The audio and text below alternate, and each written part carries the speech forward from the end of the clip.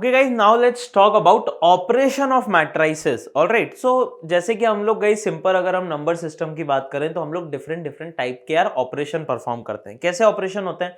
तो आप एडिशन करते हो, सब्ट्रैक्शन, मल्टीप्लीकेशन, डिवीजन, बहुत सारे ऑपरेशन है ना. तो ऐसे ही कुछ ऑपरेशन हम लोग यहाँ पर मैट्राइसेस के लिए भी डिफाइन करते हैं. Alright, so let's talk about them. So guys, the first kind of operation you can say is, first concept is equality of matrices. अब यार इक्वालिटी ऑफ मैट्रिसेस इसका मतलब ये हुआ कि दो मैट्रिक्स अगर हमारे पास हैं, so when what is the condition for them to be equal. क्या कंडीशन होगी कि दो मैट्रिक्स इक्वल हो जाएं? तो गाइस इसके लिए दो चीजों का आपको याद रखना है. ठीक है, what are the two important things? So two matrices of same order.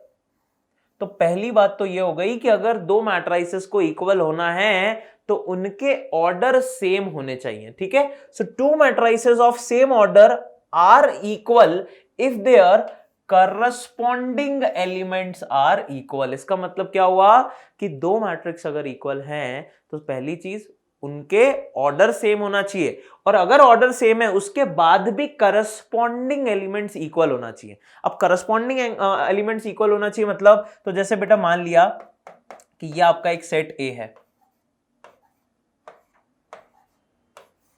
Alright, this is your set ए, और यहां पर मैंने बोल दिया कि ये एक सेट है हमारा बेटा B. Okay, so you can clearly see the order for both these sets is 2 cross 2. Okay, so if I am saying that A matrix A is equal to matrix B, तो guys यहां पर क्या हो रहा है कि अगर ये दोनों मैट्रिसेस आपके इक्वल मैट्रिसेस हैं, ऑलराइट, तो हम क्या बोलेंगे? आपको क्लियरली दिख रहा है कि पहली कंडीशन फुलफिल है, the order of two matrices same. अब सेकंड कंडीशन फुलफिल कैसे करोगे? तो सेकंड कंडीशन के लिए बोला गया है करस्पॉन्डिंग एलिमेंट्स. ठीक है, क्या होना चाहिए? करस्पॉन्डिंग एलिमेंट्स आपके the corresponding elements needs to be same. Alright, तो करस्पॉन्डिंग एलिमेंट्स अगर हम सेम बोल रहे हैं, इसका मतलब ये बेटा कौन सा एलिमेंट है? This is A11. This needs to be equal to this element 1, that is B11 you can say for set B. If these two are equal, that means if A is equal to 1, B is equal to 2, this element C is equal to 3 and D is equal to 4, then only these two matrices, that is A and B, can be equal. Alright, तो दो sets दो matrices के equal होने के लिए आपके पास पहली चीज ऑर्डर सेम होना चाहिए, और दूसरा बेटा करस्पॉन्डिंग एलिमेंट्स जो है वो हमारे इक्वल होने चाहिए. Clear? Okay, so these are the two important conditions. So if you have a set A, that is Aij m cross n, and Bij, that is P cross Q. Okay, so the first condition I'll say is, sir, m cross n that should be equal to P cross Q, or you can say like m should be equal to P and Q, n should be equal to Q. Okay, so this is your first condition, the order needs to be equal. And beta the second condition is every corresponding element Aij should be equal to Bij. ठीक है, हर एक element Aij जो है A11 equal to B11, A12 equal to B12, इस तरह से सारे corresponding elements भी इक्वल होने चाहिए. ठीक है, तो ये सिंपल सी कंडीशन हो गई इक्वालिटी ऑफ मैट्रिसेस की. क्वेश्चन देखते हैं अब एक इस पे. Find the value of x plus y plus z if, you can say if बेटा these two matrices are equal. तो क्या आपको दिख रहा है कि ये जो पहला मैट्रिक्स है बेटा it is of order 2 cross 2 and this second matrix is also of order 2 cross 2. तो पहली कंडीशन तो ऑटोमेटिकली फुलफिल है, क्या कि दोनों के ऑर्डर सेम होने चाहिए. अब उसके बाद अगर हम देखें तो यहां पर गाइस हम बोल सकते हैं for equality after order we will check that the corresponding elements needs to be equal. So I'll say 2x plus 4 that needs to be equal to 0. So can you clearly see I am getting better the value of x as minus 2? Yes or no? Then similarly I'll say 3y minus x that should be equal to 5. So guys, putting x equal to minus 2, this will become 3y plus 2. Okay, so 3y plus 2 equal to 5, or you can say 3y equal to 3, and I'll get beta y equal to 1. Okay, so here I am getting x equal to minus 2 and y equal to 1. Similarly, now you can compare this particular element will be equal to this. So you are getting z plus 2 equal to 3, or you can say z equal to 1. So now guys, x is -2, y is 1 and z is 1. So you can just write down x plus y plus z as -2 plus 1 plus 1, that is coming 0. तो हम क्या बोल देंगे कि हाँ x y z आ गए sir, तो इन तीनों को ऐड कर देते हैं, आंसर हो गया 0. नाउ गाइस, दिस मे और मे नॉट बी करेक्ट. आप बोलोगे सर गलत क्या किया, हमने तो करेक्ट सॉल्व किया इसे. तो ठीक है, आपने 3 इक्वेशन सॉल्व कर ली, एक्स वाई जेड की ये वैल्यू आ गई, लेकिन ऐसा हो सकता है ना कि इन x और z की वैल्यू के लिए ये फोर्थ एलिमेंट इक्वल ना आ रहा हो. अरे ये एलिमेंट भी तो इक्वल आना चाहिए. आप बोलोगे सर ऐसा कैसे हो जाएगा, x और z की अगर वैल्यूज हमने निकाल ली है तो ये एलिमेंट क्या हो सकता है. देखो यहां पर हो रहा है क्या, ये चेक करते हैं. तो -2 + 1, -2 + 1 = -1, तो यहां तो नहीं हो रहा. तो हम बोल देंगे कि हाँ ये वैल्यूज x y z की करेक्ट हैं. बट अगर हो जाता, हाँ x + z = -1 नहीं आता फॉर दीज वैल्यूज, तो हम क्या बोलते, there is no value of x y z which will satisfy this relation, और you can say which will make these two matrices as equal. तो वहां पर आंसर होता आपका नन ऑफ दीज. एनसीईआरटी में एक क्वेश्चन है आपकी एक्सरसाइज में इस पर बेस्ड, बहुत बेसिक सा लॉजिक है, बट आपको याद होना चाहिए कि सारे एलिमेंट ऐसे, अगर 3x3 है तो ऐसा नहीं कि 3 इक्वेशन सॉल्व करके हमने बस देख लिया x y z निकाल लिए. आप सारे एलिमेंट देखो क्या वो इक्वल आ रहे हैं. अगर नहीं आए तो आप बोलोगे कि ऐसी कोई वैल्यूज है ही नहीं जिसके लिए ये मैट्रिक्स इक्वल हो, लेकिन यहां पर ऑब्वियसली आ रहे हैं. तो बेटा अब आप x + y + z की वैल्यू क्या बोल सकते हो, it will be what, -2 + 1 + 1, that is equal to 0. Okay, so the correct answer for this question is equals to 0. All right, chaliye. So this is a concept of equality of matrices. We have seen solution. Now guys, the first and very important operation is addition, or you can say /subtraction of matrices. तो addition and subtraction are same kind of operation. तो एक साथ हम इसे पढ़ते हैं. तो दो matrices को अगर हमें add करना है, तो पहली बात तो कब add कर सकते हैं, और दूसरा फिर कैसे add करेंगे सर, है ना. तो ऐड कब कर सकते हैं, तो एडिशन या फिर subtraction of two matrices is possible only if they are of the same order. तो फिर से वही कहानी कि हम ये डिस्कशन कब कर सकते हैं, only, okay, we can do this discussion only if two matrices are of same order. अगर दोनों का सेम ऑर्डर है तभी हम दो मैट्रिसेस पे एडिशन कर सकते हैं या फिर उनका सब्ट्रैक्शन करते हैं. और गाइस कैसे करेंगे, तो I think this is very easy to understand. The resultant matrix, okay, whether it is addition or subtraction, is obtained by addition / subtraction of corresponding element. सीधी सी बात है. corresponding मतलब a11 + b11, a12 + b12, इस तरह से. तो जैसे कि अगर मैं बोलता हूं आपको कि a मैट्रिक्स है बेटा यहां पर 1 2 -1 0, all right, and we have a matrix b that is, you can say 4 3 -1 2. Okay, so these are my matrix A and B. All right, so here if I need to find A plus B, so you can clearly see one thing, that the order of both the matrices is the same. ठीक है, दोनों matrixes का order क्या है, 2x2 है, तो condition satisfy है. अब मैं क्या कर सकता हूं, इन्हें ऐड या सब्ट्रैक्ट. तो बेटा अगर ऐड करना है तो देखो क्या बोलोगे आप, करस्पॉन्डिंग एलिमेंट्स को ऐड कर दें. Corresponding that means a11 + b11, तो can you see it will B 4 + 1 that is 5, 2 + 3 that will be again 5, -1 -1 that is -2, and 0 + 2 that is 2. So this is your a plus b, and similarly if I want to find a minus b guys, it will be what, 1 - 4. तो 1 - 4 कितना हो गया बेटा, -3, 2 - 3 that will be -1, -1 minus of -1, तो -1 + 1 आ जाएगा, that is 0, और 0 - 2 बेटा कितना हो जाएगा, -2. Okay, so guys, this is how we can perform our addition and subtraction of two matrices. कुछ नहीं करना, सिंपली चेक करो. यार देखो, अगर ऑर्डर सेम नहीं है तो आप अप्लाई कर भी नहीं पाओगे. अगर मैं यहाँ एक और रो ऐड कर दूं तो यार किस रो एलिमेंट से सब्ट्रैक्ट करोगे, किस एलिमेंट को ऐड करोगे, कर ही नहीं सकते ना. तो ऑर्डर तो सेम होने ही चाहिए. उसके बाद सिंपल करस्पॉन्डिंग एलिमेंट को ऐड कर दो यार. सब्ट्रैक्ट करना है तो सब्ट्रैक्ट कर दो. ठीक है, तो इस तरह से गाइस हम एडिशन और सब्ट्रैक्शन परफॉर्म कर सकते हैं. ठीक है, तो हम बोलेंगे अगर दो मैट्रिसेस हैं aij और bij, तो C जो कि a + ib है, सॉरी a + b या a - b अगर हमें फाइंड करना है तो हम उसे लिख देंगे Cij, the element of this set C, that should be equal to aij ± bij. Okay, so this is how we can perform addition or subtraction of two matrices. Alright, now guys we have some properties of matrix addition. ठीक है, यहां पर कुछ properties हैं जो कि बहुत basic है। आप लोग ये सोचेंगे भी कि सर ये इतनी बेसिक प्रॉपर्टीज आप क्यों बता रहे हो, बट ये इंपॉर्टेंट है, तो चेक करते हैं। तो पहली प्रॉपर्टी क्या बोली जा रही है कि मैट्रिक्स एडिशन कम्यूटेटिव होता है। अब कम्यूटेटिव का क्या मतलब है? कम्यूटेटिव का सिंपल सा मतलब है कि a प्लस बी जो होगा that can be written as equal to b plus a. मतलब आप matrix A plus matrix B करो या matrix B plus matrix A, order change करने से समेशन में कोई फर्क नहीं आएगा। आप बोलोगे सर हाँ ये तो कोई नई बात नहीं है, 2 प्लस 3 भी 5 होता है और 3 प्लस 2 भी 5 है और 2 प्लस 3 भी 5 है। लेकिन guys matrix is not same as numbers, है ना। ऑपरेशन ऑन मैट्रिक्स जो है वो नंबर्स की तरह सेम नहीं है। यहां पर ये प्रॉपर्टी मैं इसलिए बता रहा हूं जो कि बहुत क्वाइट सिंपल है कि हाँ a प्लस बी करो या b प्लस है, सेम ही बात होगी।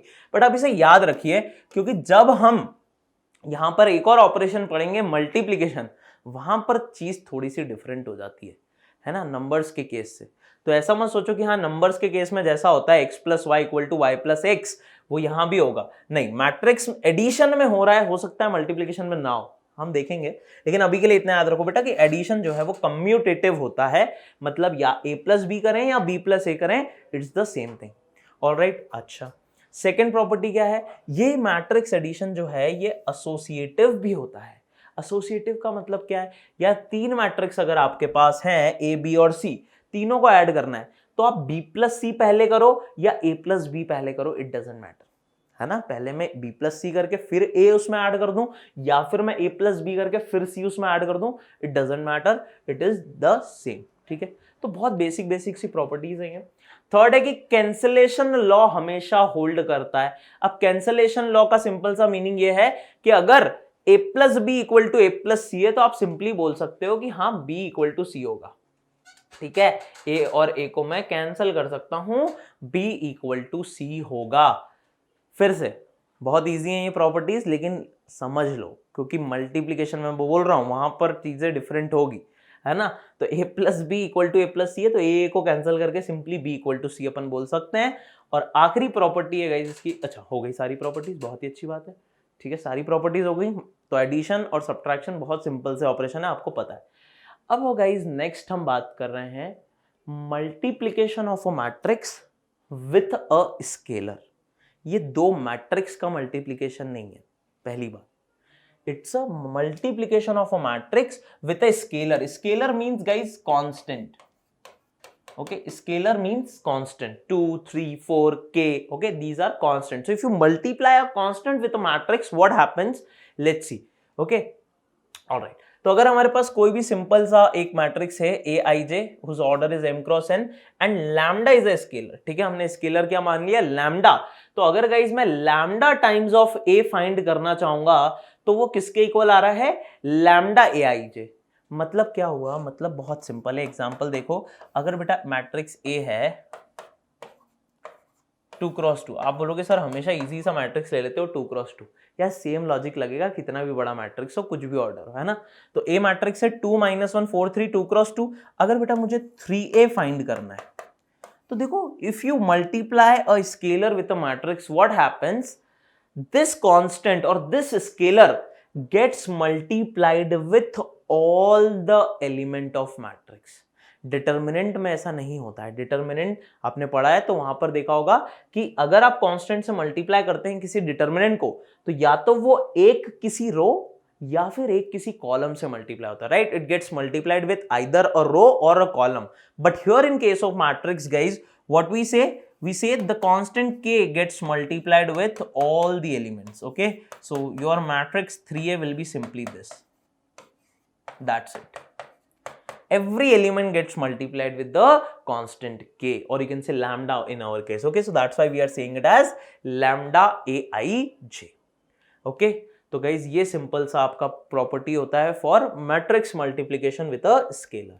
Now here guys you can remember some very basic points again. If A is any m cross n matrix and lambda 1 lambda 2 are two scalars, अगर मैंने lambda 1 और lambda 2 दो scalar ले लिए तो देखो lambda 1 plus lambda 2 into A, you can simply write it as lambda 1 times A plus lambda 2 times A. Okay, so this is very basic to understand. Okay, like 2 plus 3. So 5 times of A will be equal to 2A plus 3 times of A. Okay, this is very simple to understand. Second is, if you have minus lambda, like minus lambda times of A, you can also write it as minus lambda times of A or lambda times minus of A. These are, see, very basic, because minus lambda is what? You can say it is multiplication of two constant ना, एक lambda और एक -1. -1 भी तो constant है, तो पहले आप लैम्डा से अंदर मल्टीप्लाई कर सकते हो सारे एलिमेंट्स को, माइनस बाहर रहने दो, या फिर -1 से मल्टीप्लाई कर दो, लैम्डा को बाहर रहने दो, या दोनों से कर दो, it doesn't matter. Okay, because you can treat it as two separate constant, है ना. और थर्ड प्रॉपर्टी है कि अगर ए स्केलर मैट्रिक्स है, यार स्केलर मैट्रिक्स क्या होता था? A diagonal matrix in which all the elements are equal. ठीक है, so basically we can say if A is a scalar matrix, then A will be equals to lambda times of I. So guys, I क्या होता था? I is a identity matrix, something like this. तो अगर A एक scalar matrix है, मतलब diagonal elements equal होंगे, तो लेट सपोज अगर वो लैम्डा के इक्वल है ना, अगर ऐसा कुछ है हमारा, तो इसको क्या मैं लैम्डा कॉमन निकाल के इसको लैम्डा इंटू आई बोल सकता हूँ, right? Because if you multiply lambda in identity matrix, these elements are already 0, so lambda into 0 will be 0 and these two will become lambda I. Okay, so you can clearly say कि हाँ, अगर कोई भी matrix A है which is a scalar matrix, so you can write it as lambda times of I. These are very basic properties. Okay, all right, now let's see the question, guys. So the question is given matrix A equals to 3 1 minus 2 5 4 7. Okay, obtain the matrix minus 4 times of A. So guys, minus 4 is a constant, simply let's multiply it. Okay, so we can say minus 4A, that will be equal to what? Multiply minus 4 with all the elements, guys. तो ये हो जाएगा बेटा minus 12 minus 4, minus 4 into minus 2 8, minus 4 into 5 minus 20, minus 4 into 4 minus 16, minus 4 into 7 minus 28. So this is your matrix minus 4A. बहुत simple सा question है, right? Okay, चलिए अगला बेटा क्वेश्चन देखें अगर हम. Okay, next question says if A is this, that is a 3x2 matrix, B is again a 3x2 matrix. Okay बेटा, तो you have two matrices A and B and we have to find, okay, it is given A plus B minus 2D is 0, then find the value of D. तो ये कैसे solve करें? तो देखो यार, A and B are having what? Same order, so you can add them very easily. So guys, A plus B, if I write A plus B, so it will be 2 plus 2 4, 3 plus 1 4, 5 plus 5 10, 2 plus 2 4, 8 plus 8 16, 9 plus 9 18. This is my A plus B matrix. अब देखो question में क्या given है, A plus B minus 2D 0 है. इसका मतलब क्या हुआ बेटा? इसका मतलब ये हुआ, can I say that A plus B is equal to 2D, right? A plus B is equal to 2D, and if A plus B is equal to 2D, so what I can say? I can say D will be equal to A plus B by 2, guys. Right, D किसके equal होगा? A plus B by 2 के. अच्छा, A plus B आ गया है. अब A plus B by 2 के लिए क्या मैं बोल सकता हूं कि we are just multiplying this thing with 1 by 2, है ना यार. A plus B by 2 का क्या मतलब है? डिवाइड बाय 2 को हम ऐसा भी बोल सकते हैं कि यार सर 1 by 2 से मल्टीप्लाई कर देते हैं, है ना. तो D की वैल्यू गाइस क्या हो जाएगी? D की वैल्यूज जाएगी, सॉरी इस मल्टीप्लिकेशन को मैं यहां नहीं लिखता हूं, आप कंफ्यूज ना हो जाए. I was just trying to explain. या तो अगर ये A प्लस बी है तो D कितना हो जाएगा? 1 by 2 of A plus B, और A प्लस बी तो ये रहा अपने पास 4 4 10 14 16 18. तो गाइज यहां पर एक कांस्टेंट को मल्टीप्लाई करना है मैट्रिक्स से, इसका मतलब सिंपली हम क्या करें? हर एक एलिमेंट को 1 by 2 से मल्टीप्लाई कर दें, और यू कैन से let's multiply every let's divide every element with 2, so it will be 2 2 5 7, है ना. 2 2 5 7, और ये हो जाएगा कितना? 8 and 9. Okay, so this is guys your matrix D. Okay, simply based on our operation of addition and subtraction, and you can say we are using multiplication of a scalar also. Okay तो ये question हो गया। Next क्या है बेटा, next देखते हैं question. Find matrix x and y where x plus y is given and x minus y is given. तो यार दो अननोन मैट्रिक्स निकालने हैं आपको, x प्लस y गिवन है और x माइनस y गिवन है, तो बताओ कैसे निकालेंगे। बहुत इजी सा क्वेश्चन है गाइस, लीनियर इक्वेशंस हैं दो एक तरीके से और आपको उनके वेरिएबल सॉल्व करने।